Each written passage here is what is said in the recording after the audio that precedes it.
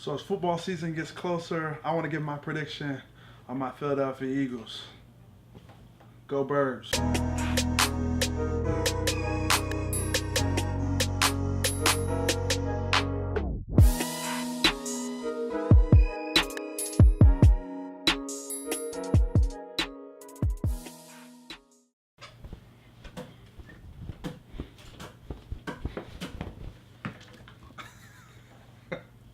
All right, so as we get closer to the football season, I'm going to give my predictions before the season comes up because I'm going to tell you guys how it's going to be this season just so people don't get it twisted.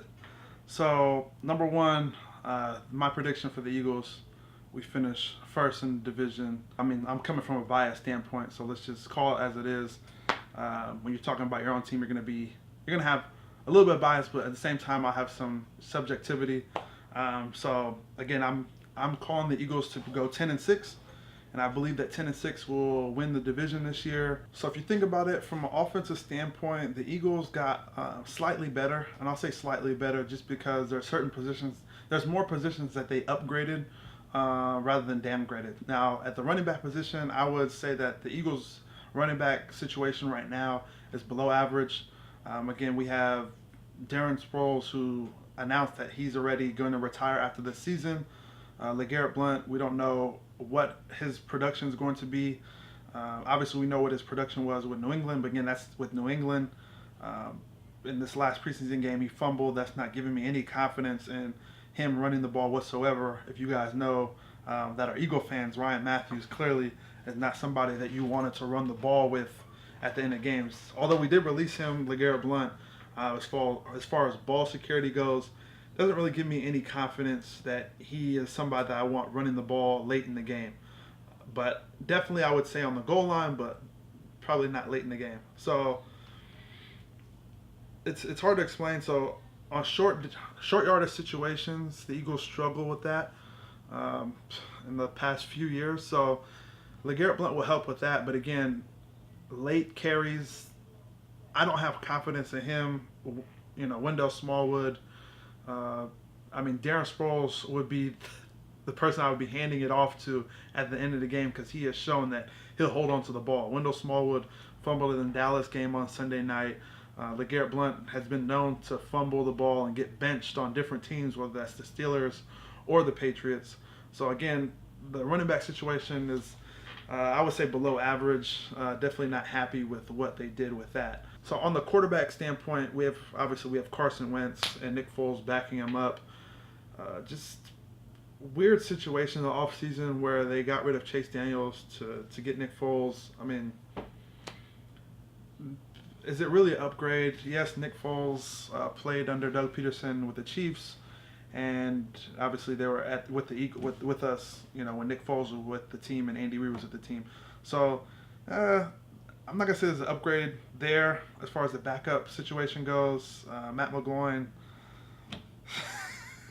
Goodness gracious, I'm not a big fan. And Evans was pretty decent in the preseason so far, but again, it's you don't expect to have your third string quarterback or fourth string make any impact this season. Hopefully not, because we have Carson Wentz. So Carson Wentz, second season in the league. Obviously, he has more weapons, and I'll get to that in a second. But I expect him to take that next step, get a little bit more comfortable now that it's his second year in the league.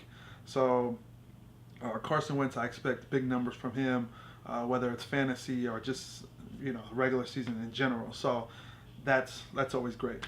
So offensive line is tricky. I have some opinions about some players still being on the team, but now Pro Football Focus is saying this, and I'll just put this out there so you guys, have that information. So Pro Football Focus actually has the Eagles' offensive line rated higher than the Dallas Cowboys' offensive line right now.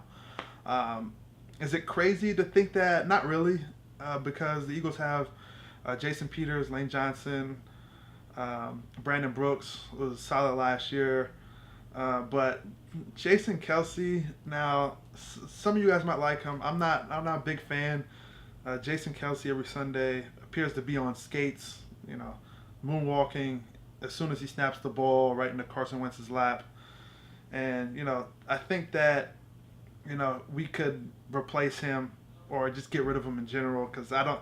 So he has the speed to get out and block at the second level, but just when you need those short yardage or you have those short yardage situations or key passing downs, I mean he just gets blown up. It's just because he's not heavy enough. His size is he's an undersized center, and I mean he was serviceable for a few years, but I think now is you're starting to see that he's just not the same player. It's just laughable that he made the Pro Bowl last year. I mean, just I can't even understand how that was even possible. But left guard position, it looks like there's competition there. I thought that they said Isaac from that we drafted last year in the third round from Oregon State. They said that he was going to get the starting job, but it looks like they're looking at other guys as well, like Chance Warmack, and what's that guy's name? Steve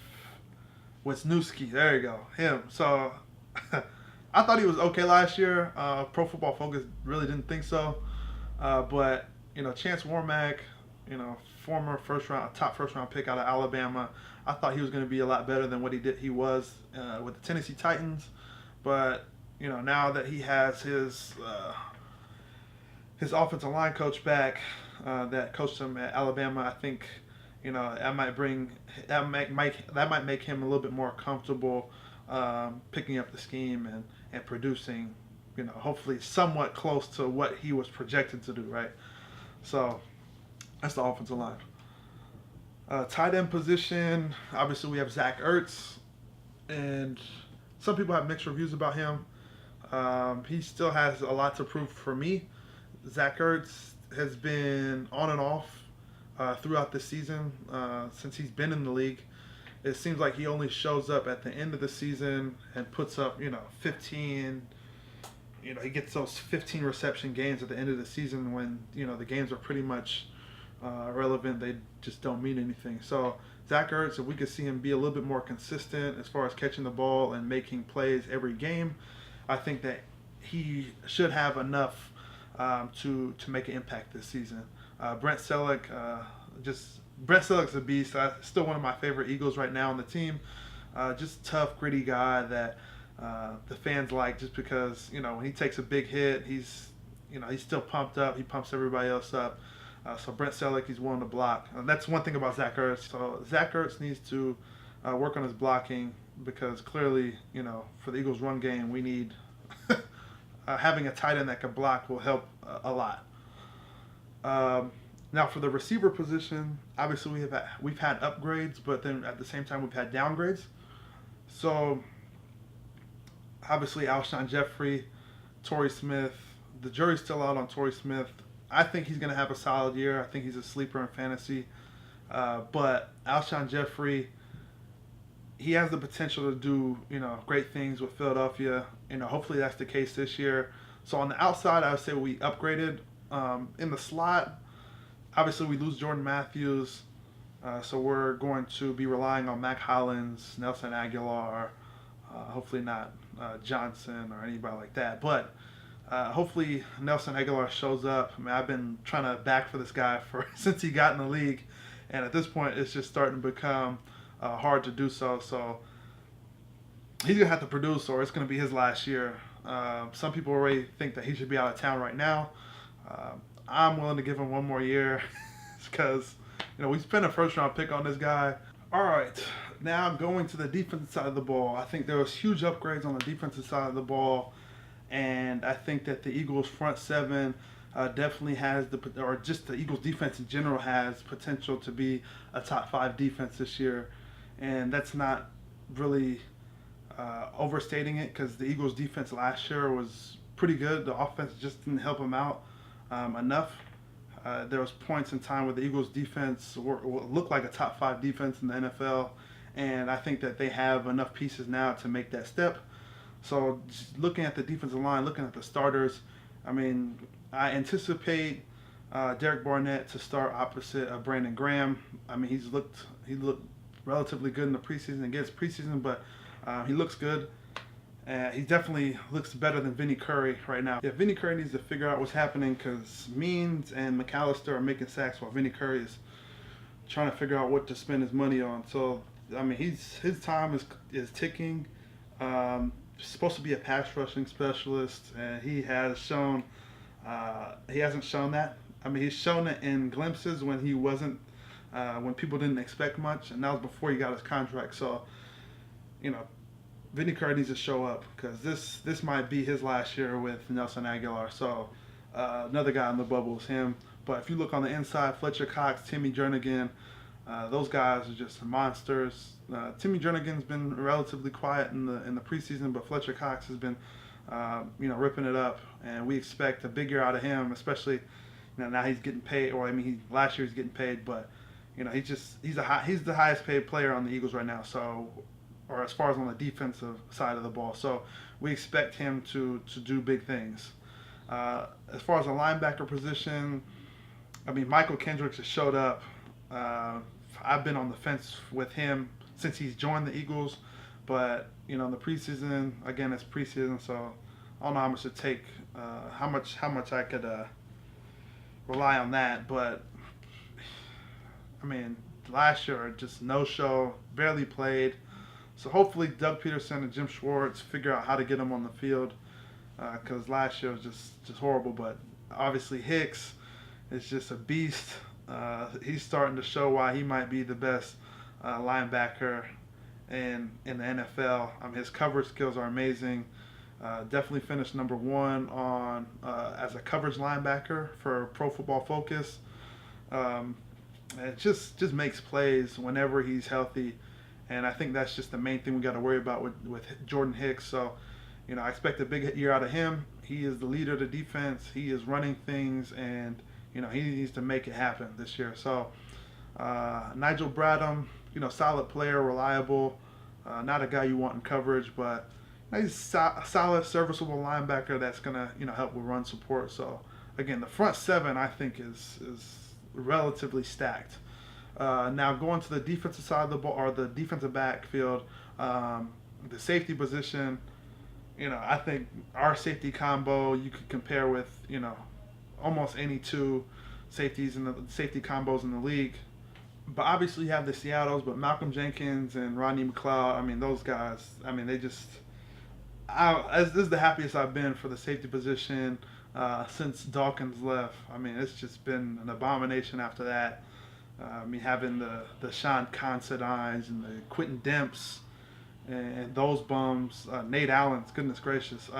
This is a significant upgrade from those days, which don't seem like they were that long ago. So definitely appreciate the safety position a lot more now that we have some top guys there. And then the cornerback position, Ronald Darby, big fan of his. I think he has the potential to make his name known in the league as far as a top corner. Now, I'm not saying he's a shutdown corner because he has not showed that yet. But again, I said he has the potential to show that just because I'm expecting a lot from our defensive line to get pressure on the quarterback, which obviously helps the defensive backs. And Ronald Darby, I think, is in a good position to make plays in this defense under Jim Schwartz. Jalen Mills, Pro Football Focus didn't really have him rated high. I thought that Jalen Mills was very competitive last year. By no means was he, a good corner or anything like that. He was decent at best. The finger wag was just ridiculous. I mean, he's getting beat on plays, but the quarterback's overthrowing it. I mean, I don't think a finger wag was necessary when you really didn't have anything. I mean, yes, you kind of did, but at the same time, the quarterback just missed the throw. So, if the quarterback throws it out of bounds, but the receiver's wide open, I mean, I don't want to see the finger wag. I mean, that's just, I'm going to call it how it is. But Jalen Mills, I like him. Competitive guy, feisty guy. So I expect him to be, a serviceable corner opposite of Darby. And then we have some young corners behind both of them. Obviously Cindy Jones is not going to be playing this year. But Rasul Douglas looks like he could be a serviceable corner. I expect him to eventually challenge Jalen Mills for a starting spot, in the coming years. But as of this year, I the jury's still out. Obviously, he's a rookie, so not really much we can expect from him. But he could definitely be better than the bums that played for our defense these past few years. So just overall offensive defense, I think offense slightly better. Defense, huge upgrade. You think about it, Ronald Darby, Leotis McKelvin. I mean, let me stand up. But yeah, man, I think it's going to be a big year. If you look at the Eagles last year, they lost I think like six games where it was 7 or less points. I mean, actually, matter of fact, before I even get into that, let me review the coaching position. Doug Peterson, not a big fan. I think he should be gone. Wasn't a big fan of him when he got hired. And the point that did it for me was Sunday night against Dallas. The game was pretty much locked up. We had the Cowboys right where we wanted them. Caleb Sturgis just kicks like a 55-yarder 55-yard field goal before half, made it. And I think it was in the fourth quarter. The Eagles were in position to kick a 53-yard field goal to pretty much ice the game. And Doug Peterson decided to punt the ball. That was beyond words. I think that it was a ridiculous thing to do. And even after the game, he had stated that he would do it again. He would punt the ball. He felt like that was the best call he could have made for the team. But it just doesn't make sense when Sturgis literally just made a 55-yarder in the same stadium before the half, and during the same game. So I think that's what really did it for me. Then the week after that, winning against the Giants, having Carson Wentz run the ball on fourth down. I mean, design quarterback running plays like to the outside were just I can't even put into words what I felt at that point about Doug Peterson's play calling. And I just don't have confidence with him just being the coach in general.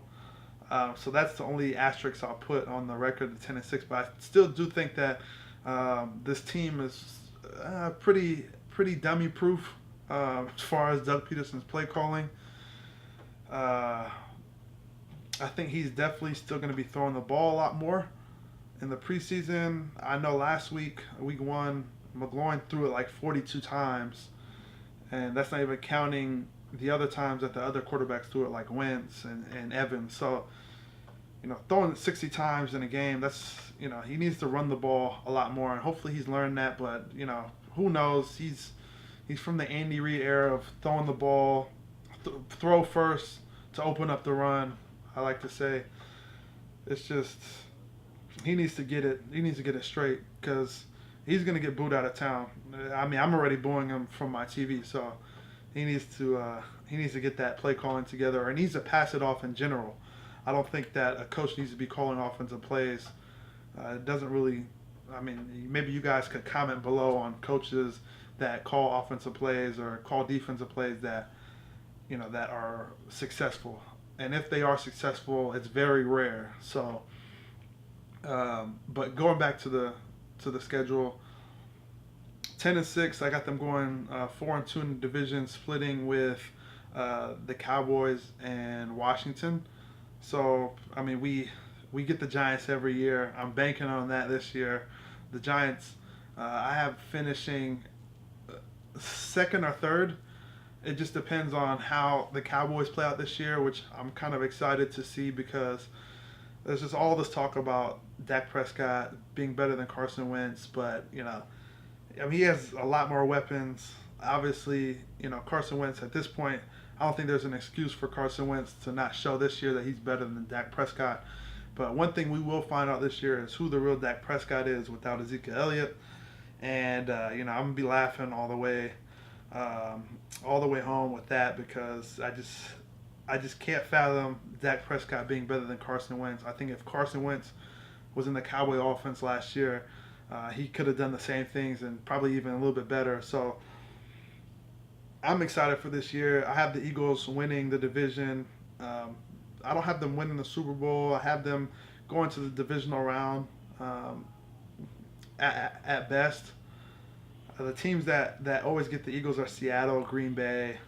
I'm not really worried about the Falcons. We crushed them last year. I mean, the score doesn't really do it justice. We were all over the Falcons last year. It's just because it's a matchup issue. Or we have a great matchup with the Falcons. I don't believe in Matty Ice.